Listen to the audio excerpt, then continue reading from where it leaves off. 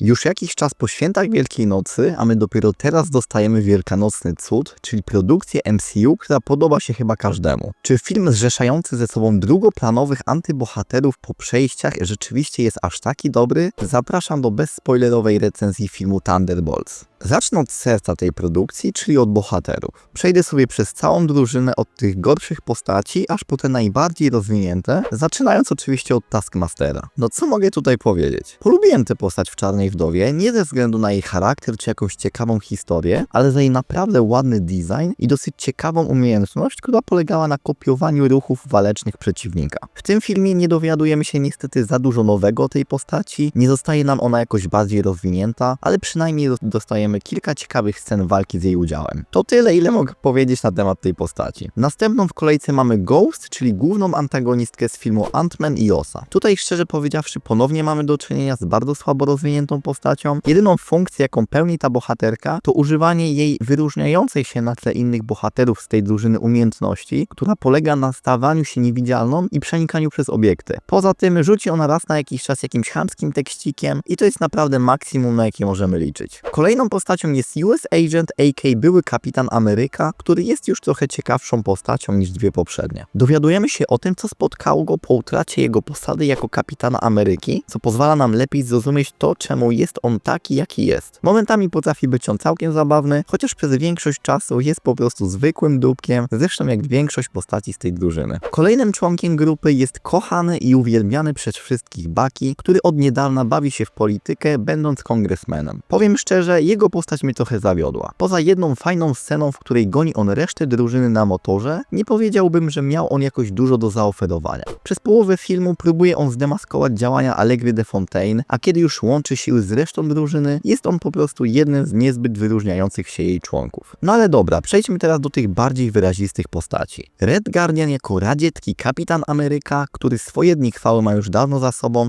pragnie ponownie stać się cenionym superbohaterem, ale nie do końca wie, jak się za to zabrać. Jest on zdecydowanie najzabawniejszą postacią z całego filmu. Powiedziałbym, że śmiałem się tak przy połowie jego żartów, co uważam, że jest całkiem niezłym wynikiem, ale to, co sprawiło, że jest on jedną z ciekawszych postaci, to jego rodzinne sprawy z Jeleną. Ten duet ma naprawdę świetnie napisany konflikt, polegający na tym, że Red Guardian po wydarzeniach z filmu Czarna Wdowa mocno zaniedbał kontakt ze swoją córką, co bardzo głośno wybrzmiewa w ich kilku dialogach, a rozmowa, w której Jelena wyrzuca z siebie cały jej żal do swojego taty, jest naprawdę bardzo uderzająca. No i właśnie, Jelena, czyli główna bohaterka tego widowiska, grana przez jedną z najlepszych aktorek swojego pokolenia, czyli Florence Pugh. Jest ona na równi dobrze napisaną postacią obok Boba, o którym pomówimy sobie za chwilę. Trauma po utracie siostry, samotność, która niszczy ją od środka oraz pustka, która jest w pewien sposób spersonifikowana w dalszej części filmu, to wszystko razem tworzy nam naprawdę wielowarstwową postać, która na pierwszy rzut oka wydaje się kolejnym zwykłym badassem, a tak naprawdę jest zniszczoną przez życie osobą, która w połączeniu z Bobem, czyli ostatnią postacią, którą chciałem omówić, tworzy coś, do czego MCU nas w ogóle nie przyzwyczaiło. Bo moi drodzy, to co według mnie najbardziej wyróżnia ten film na tle innych produkcji Marvela, to ambicja powiedzenia czegoś więcej, między innymi za sprawą postaci Boba. Początkowo jest on bardzo cichą i skrytą postacią, o której nie wiem praktycznie nic. Wraz z przebiegiem akcji poznajemy jego tragiczne backstory i dowiadujemy się bardzo dużo o jego przeszłości. Ten film, moi drodzy, jest filmem o samotności, depresji i utraceniu sensu życia, ale również i o tym, że zawsze na końcu tego czarnego tunelu jest jakieś światełko nadziei. Jeżeli tylko uda się nam chociaż minimalnie otworzyć i pokazać głęboko skrywane bóle, to zawsze będziemy mogli liczyć na pomocną dłoń.